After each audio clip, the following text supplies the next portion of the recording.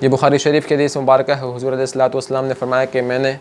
خواب میں دیکھا کہ میں ایک کنویں کے پاس کھڑا پانی نکالتا ہوں،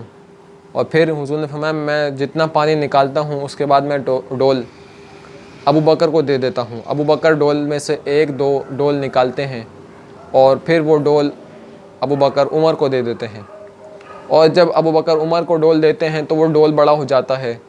اور پھر حضرت عمر ڈول میں سے پانی جب نکالتے ہیں، کنویں میں سے پانی ڈال کے ڈول ڈال کے پانی نکالتے ہیں، تو اتنا پانی نکالتے ہیں کہ لوگ پانی پی کر سیراب ہو جاتے ہیں، حتیٰ کہ لوگ اپنے جانوروں کو بھی پلاتے ہیں، وہ بھی جانور بھی سیراب ہو جاتے ہیں۔ تو اس حدیث مبارکہ میں گویا کہ اشارہ ہے کہ جو پانی ہے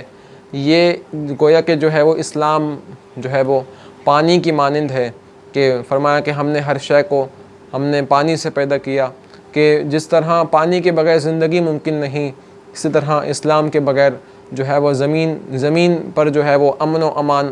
ممکن نہیں۔ زمین دنیا میں جو زندگی ہے وہ اسلام کے برکت سے ہے، کہ اسلام سے پہلے جو ہے وہ چھوٹی چھوٹی باتوں پر نسل در نسل دشمنیاں چلی آتی تھیں، اور پھر آپ دیکھیں کہ فرمایا کہ حضرت حضور علیہ الصلوۃ والسلام نے ڈول ابو بکر کو دیا، انہوں نے عمر کو، تو یہ گویا کہ خلافت کی طرف اشارہ تھا کہ حضرت ابو بکر حضور علیہ الصلوۃ والسلام کے بعد بلا فصل خلیفہ بنیں گے، ان کے بعد حضرت عمر بنیں گے۔ اور پھر فرمایا کہ حضرت ابو بکر نے ایک دو ڈول نکالے اور حضرت عمر نے کئی سارا پانی نکالا، حتیٰ کہ لوگ سیراب ہو گئے۔ گویا کہ یہ اشارہ تھا مدت خلافت کی طرف، کہ حضرت ابو بکر کی جو مدت ہے وہ 2 سال اور کچھ ماہ ہے، اور حضرت عمر فاروق کی جو مدت ہے وہ 10 سال اور کچھ ماہ ہے۔ لیکن جو حضرت ابو بکر کے دور میں جو مشکلات پیش آئیں وہ حضرت ابو بکر ہی اس کا مقابلہ کرنے کا خاصہ رکھتے تھے، کہ چاہے وہ جنہوں نے زکوٰۃ کا انکار کیا، جنہوں نے ختم نبوت کا انکار کیا، جنہوں نے اسلام سے حضور علیہ الصلوۃ والسلام کی دنیا سے جاتے ہی کئی عرب قبائل جو ہے وہ اسلام سے مرتد ہو گئے، اور پھر ایک بڑا مسئلہ جو حضرت اسامہ بن زید کے لشکر کا تھا، کہ ادھر حضور دنیا سے تشریف لے جا چکے ہیں، ادھر اسامہ بن زید کا لشکر ہے، کہ وہ وہاں جنگ کرنے جائے گا یا نہیں جائے گا۔ تو یہ بڑے بڑے مسائل تھے جنہوں نے صدیق اکبر رضی اللہ تعالی عنہ کے سامنے ڈھیر ہو گئے۔ یہ حضرت ابو بکر کی ہمت اور آپ کی برکت تھی۔ پھر فرمایا کہ جب حضرت ابو بکر نے عمر کو ڈول دیا تو وہ ڈول بڑا ہو گیا، گویا کہ یہ اس بات کی طرف اشارہ تھا کہ حضرت صدیق اکبر سے جب عمر کے پاس خلافت آئے گی تو خلافت کے جو معاملات ہیں وہ کشادہ اور وسیع اور جو ہے وہ آسان ہو جائیں گے، اور جو ہے وہ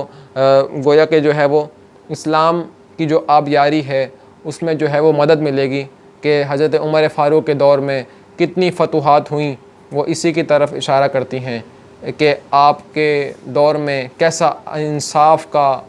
کیسا دور درخشاں آیا، اور آپ کے جو قوانین ہیں وہ دنیا بھر میں مشہور ہیں، اور آپ کی جو سیرت ہے وہ لوگ اش کر اٹھتے ہیں۔ حضرت عمر فاروق نے کیسا جو ہے وہ حکمرانی کا جو ہے وہ نظام قائم کیا۔ اور اس میں جو فرمایا کہ ڈول ابو بکر کو حضور نے دیا، تو حضور علیہ الصلوۃ والسلام کے صدقے میں سب کچھ ہے، اور حضرت ابو بکر نے جب عمر کو ڈول دیا تو وہ بڑا ہو گیا، گویا کہ صدیق اکبر نے بنیاد بنا کے دی عمر فاروق کو۔ تو جب عمر فاروق کو جب صدیق اکبر نے بنیاد بنا کے دی تو پھر اگرچہ 2 سال تھے صدیق اکبر کے، لیکن آپ نے صدیق اکبر نے وہ کام کیا کہ پھر عمر فاروق نے بعد میں کیسر و کسریٰ بھی فتح کرائے، اور حضرت عمر فاروق نے پھر جو ہے وہ اسلام کے پوری دنیا میں جو ہے وہ دور دور تک جھنڈے گاڑے۔ یہ بڑی جو ہے وہ حدیث مبارکہ جو ہے وہ بڑے نکات پر مشتمل ہے۔ اور آپ یہاں دیکھیں کہ جو عرب کو لوگوں کو سب سے زیادہ جو مال میں سے سب سے زیادہ چیز پیاری ہے وہ ہے ان کا اونٹ، اور فرمایا کہ جس طرح جو ہے وہ لوگ پی کر سیراب ہو گئے، حتیٰ کہ جانور بھی سیراب ہو گئے، تو یہ اشارہ تھا اس بات کی طرف کہ لوگوں کو اللہ تعالیٰ اس دور میں مال بھی عطا فرمائے گا، اور اس دور میں فرمایا کہ جو ہے وہ اتنی خوشحالی تھی کہ جو بکری تھی اور جو ہے وہ شیر تھے وہ ایک گھاٹ سے پانی پیا کرتے تھے۔ یہ ہے عدل و انصاف کی برکت۔ اللہ تعالیٰ سے دعا ہے ہم سب کو نیک عادل حکمران نصیب فرمائے، اور ہم سب کو حضرت عمر فاروق کی مبارک سیرت پر عمل پیرا ہونے کی توفیق نصیب فرمائے، آمین۔